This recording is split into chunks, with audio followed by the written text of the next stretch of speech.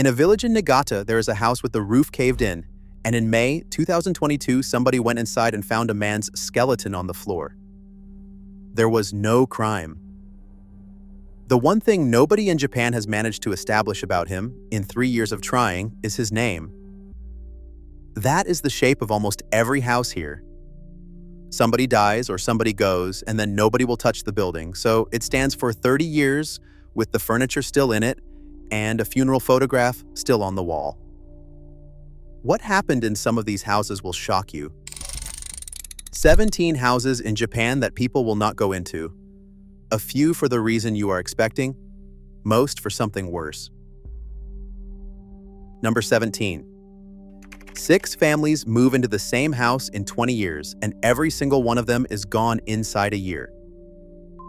The house sat on a triangular plot in Ama City, Aichi, built around 1980, and locals called it exactly what it looked like.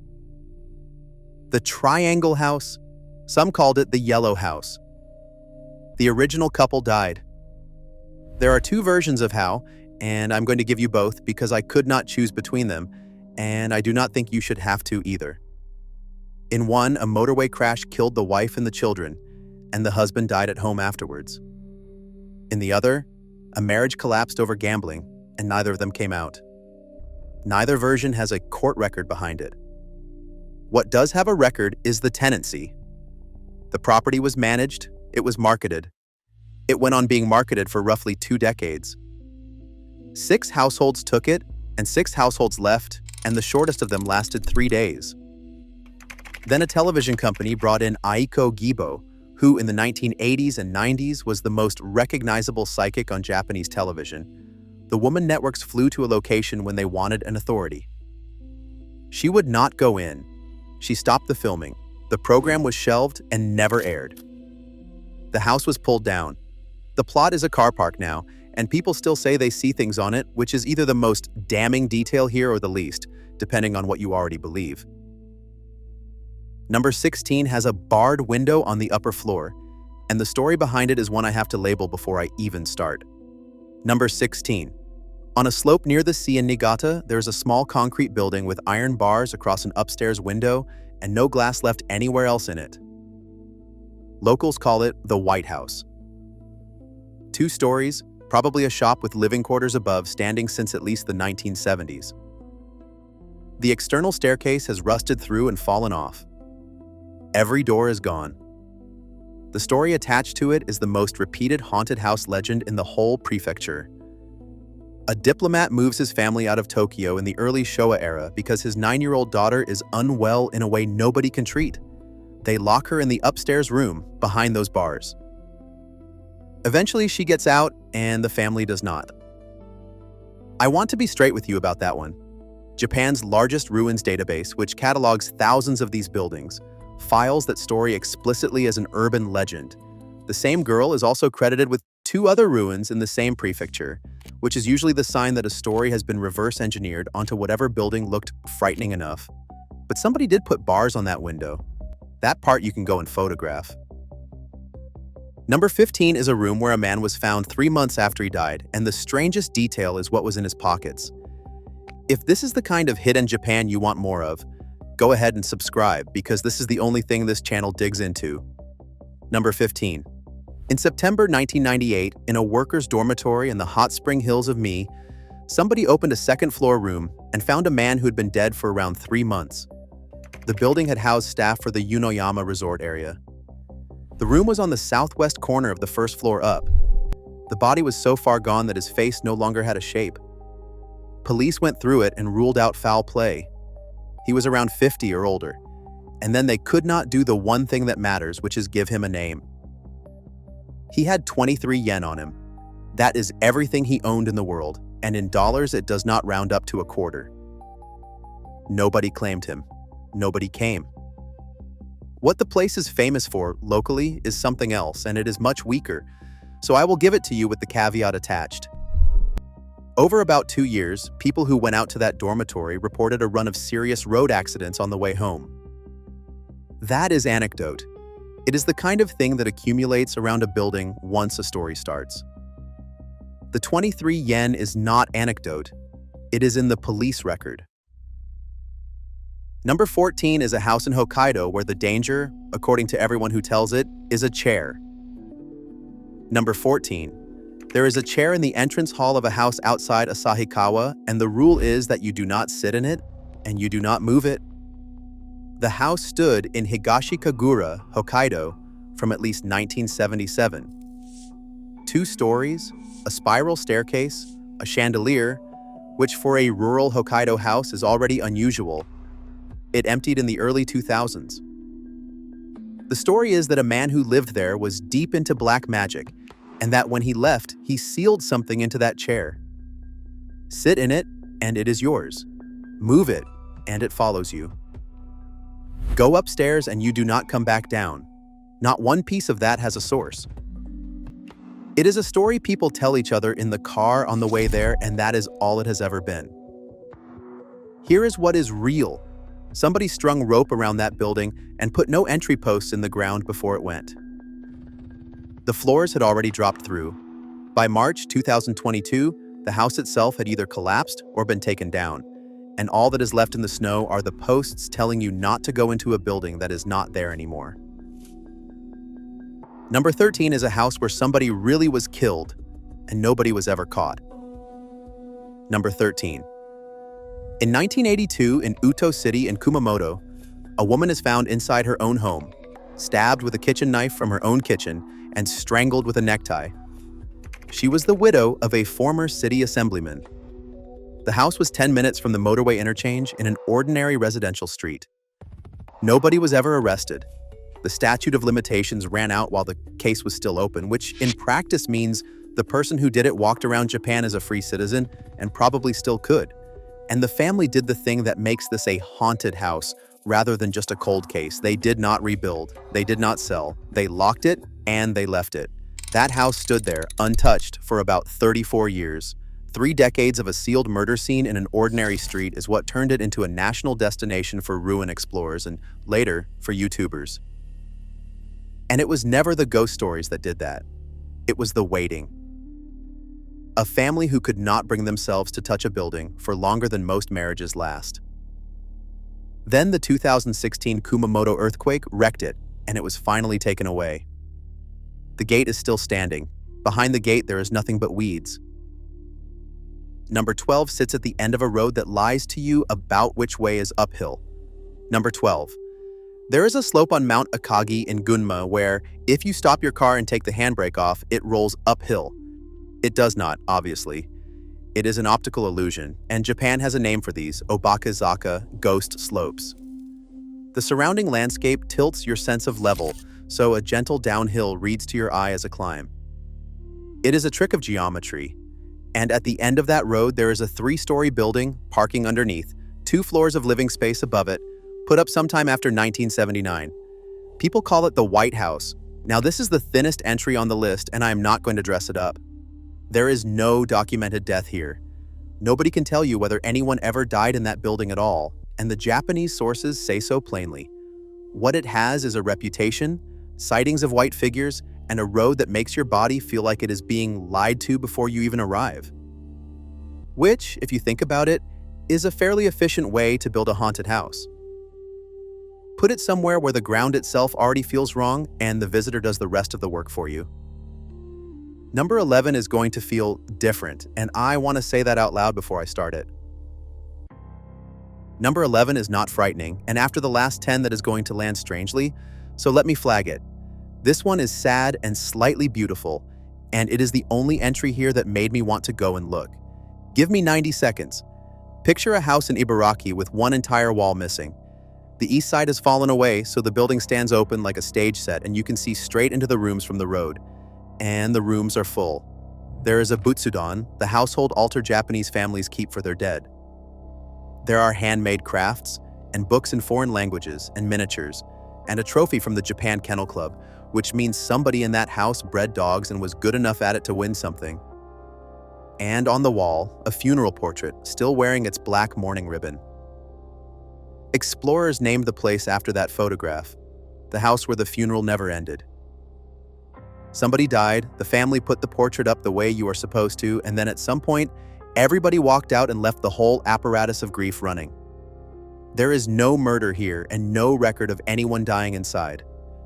What there is a neighbor, a farmer, who told a visitor there is something wrong with that place and he would not go near it. The portrait has since been stolen, which I find harder to sit with than most of the deaths in this video. Every ground floor window is boarded now. In 2022, the owner, whoever that is, put up a sign saying there is a security camera running. Back to it. Number 10 is a house that burned down, and the story of why changes depending on who you ask. Number 10. A dairy farmhouse in northern Hokkaido burns to the ground around 1999, and the fire is treated as suspicious. The place was in Fumi, in what is now Ubetsu, on the Sea of Okhotsk side. There is nothing there now except the site. And the reason it is on this list is that I could not get a straight answer about what happened in it, and after a while that became the interesting part. Version 1 says an old man there lost his mind and took his family with him. Version 2 says he died alone in the barn opposite and touched nobody. Version 3 says the owner simply died, the family scattered, and years later a son came back to the empty house. In some tellings a daughter survives, and in others there is no daughter at all. None of them has a source. Not a newspaper, not a police record, not a court file. Here is the part that is not a story. Somebody set fire to it. You can decide for yourself whether that is a person destroying evidence, a person destroying a nuisance, or a person destroying a place they could not stand looking at anymore. What it means is that the only physical thing that could have settled any of this is ash. Number 9 is a house nobody would take at any price, and the reason is a single line on a form. Number 9. On a prefectural road outside Nagaoka in Niigata, there is a 2-story house so completely swallowed by trees that in summer you drive past without seeing it. Photographers have been documenting it since at least 2012. In that time, the windows have all gone, and by this year, half of it has come down. Nobody has been near it with a saw, a hammer, or a demolition permit in 14 years. The story is that a woman living nearby went into that house after a fight with her boyfriend and did not come out. That comes from Japanese haunted spot media rather than from news reporting, so hold it loosely. But if it is true, then what happened next is not a ghost story at all. It is paperwork. Once a death like that attaches to a property in Japan, the property acquires what the law calls a psychological defect, and it has to be disclosed. Which means no buyer, which means no tenant, which means the owner is now holding a building that costs money to demolish and returns nothing at all. So they leave it, and 14 years later a tree is growing through the roof. Half the buildings in this video are not haunted. They are just unsellable. And in Japan, that is a condition a house can be diagnosed with. Number 8 is a house where a road crew tried to sleep and did not make it to morning. Number 8. 2 mountain ascetics come down out of the hills carrying gold dust and they stop at a large house in Tono for the night. Tono is in Iwate, and it is not a random location for a ghost story. It is the folklore capital of Japan, the town whose collected tales became the founding text of Japanese folklore studies. If you are going to have a haunted house anywhere in the country, this is the address. The men were Yamabushi, wandering ascetics who trained in the mountains, and the story is that the household killed them for the gold and buried them in the grounds. That is Bakumatsu era, the 1800s, and there are no records of any of it. Where it gets interesting is much more recent and much more ordinary. Road construction workers in the modern era were billeted in that house overnight. They reported footsteps. They reported the sensation of being throttled. And they got up and left before it was light, rather than finish the night. A television crew that filmed there reported their camera batteries dying, which is the single most common claim in this entire genre, and means essentially nothing on its own. The house is gone now. The ground is bare, but the thing I keep turning over is the road crew. Those are not people who scare easily, and they were not there for a story. They were there because it was free accommodation, and they still walked out into the dark. Number 7 is a farmhouse where the fire is documented, and the reason for it is not. Number 7. In Sugito, in Saitama, there's an old farm compound with a well in the grounds, and the main house is still full of furniture, including a 3-panel mirror that survived a fire. That is the arrangement that makes people uneasy about this one. The fire happened. You can see the damage, and the interior is still furnished, as though the family walked out mid-afternoon. What locals say is that an elderly woman was caring for a husband with dementia, that the caring broke her, that she killed him, set the house alight, and died with him. I could not find that in a newspaper, a court record, or a police statement. Anywhere. So I am giving it to you as what it is, which is the thing people in that area tell each other, and not as something I can stand behind. What I can tell you is what is going on there now. Residents have complained about people turning up at night and about the noise. Police patrol it. It is routinely called the worst haunted ruin in Saitama, and the practical consequence of that title is that a rural neighborhood has to deal with strangers in the dark on an ongoing basis. And I have some sympathy for the version they tell, even unsourced, because Japan has hundreds of thousands of people caring alone for a partner with dementia. The story fits the shape of something real, which is not the same thing as being true. Number 6 is a block of flats where the owner keeps every single door locked. Number 6. Somebody is walking a 3-story apartment block in Fukushima trying every door, and all 12 of them are locked. That is unusual. Abandoned Japanese apartment blocks are normally wide open. Doors go first, then windows, then the copper. Somebody actively going around and securing 12 individual units in a building nobody lives in is a decision, and it costs money, and it means whoever owns it does not want anyone inside. The block is in Yabuki, in Nishishirakawa, and people were still living in it into the 1990s. It got its name from a red blind in one of the upstairs windows. The Red Room. The story is that a man on a lower floor was driven past his limit by a baby crying above him, and that after he died, the family upstairs started getting phone calls with nobody on the end of them. That has no source, and I am filing it where it belongs, which is with everything else people say about buildings after dark. Here is what is documented. That block has burned, repeatedly, in fires nobody has explained. The red blind that gave the place its name is gone because the room it hung in burned out with it. So the name now refers to a room that does not exist, in a building that is locked, in a town where it is the most famous address nobody can enter. Number 5 is not one house.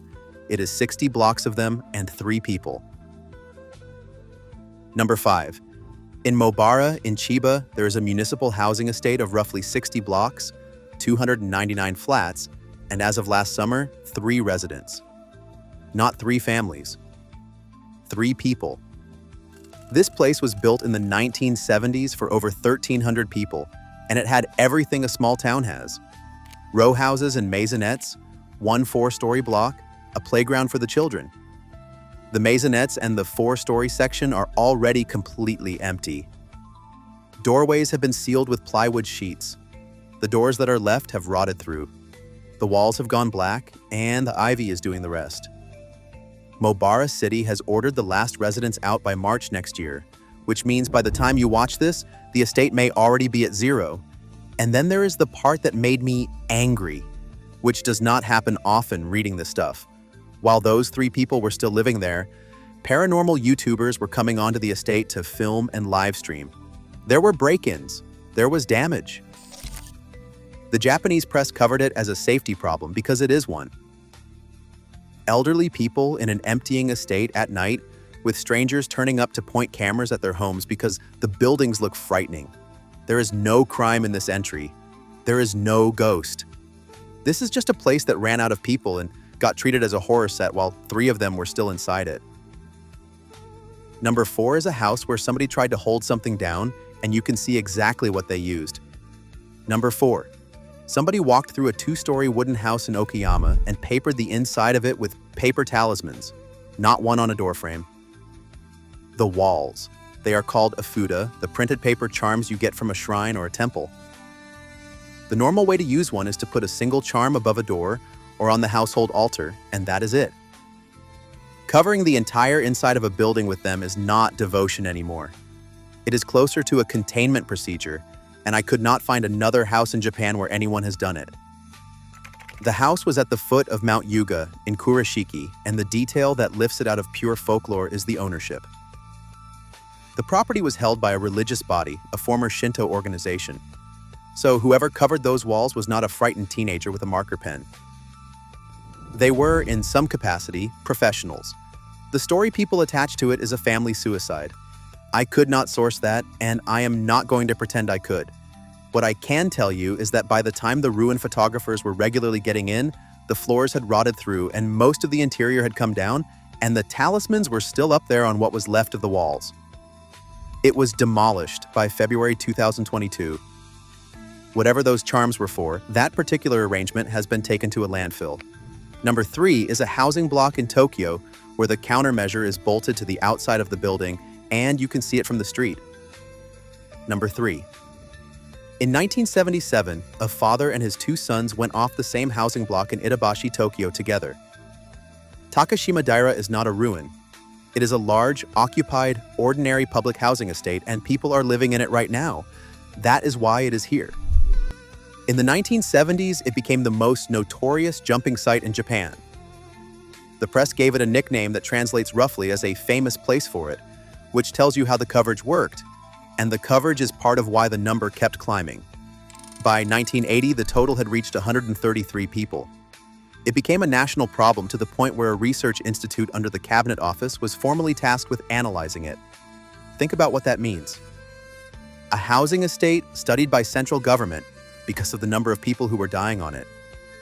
And in 1981, they did something about it, which is the part I want you to see. They bolted screens across the open corridors and the emergency stairs from the 3rd floor upwards and closed the roof to residents. The screens are patterned with flowers and birds. The deaths dropped sharply. Those screens are still on that building today. Thousands of people walk past them every morning on the way to the station, and most of them have no idea they are looking at a countermeasure. Somebody chose the flowers deliberately so that the thing keeping people alive would not look like what it was. Number 2 is a house everyone in Japan calls a murder house, and the police thought so too. Number 2. On the 30th of January 1994, a man is found shot dead in the carport of his own house in Gifu, and there is no gun anywhere at the scene. Gifu Prefectural Police opened it as a murder. They put the first investigation section on it, and they brought in the organized crime section as well, because a shooting death in Japan is rare enough to be an event in itself, and because a missing weapon points somewhere specific. The house was in Mitaki, in Kani District. 2 stories, 1980s, standing oddly alone, with the generous layout of a place built when money was easy. And that is the answer. The man worked for a property company. The bubble had burst, the company was finished, and the debt on the new house was not survivable. He killed himself, and the scene was arranged so that it would read as a murder because a murder pays out and a suicide does not. Everybody in Japan knows that building as the gunshot house. It is on every haunted spot list in the country. What it actually is a man who did the maths in 1994 and worked out that he was worth more to his family as a victim. Nobody has touched it in over 30 years. The ceilings have come down and the floors have gone. And taped to the outside, there is still a police notice dated July 2006, telling anyone with business at the property to contact the local police box. Somebody printed that. Somebody drove out and stuck it on, nearly 20 years ago. And it is still there because there is still nobody to take it down. Before number 1, do me one quick favor and tap the like button.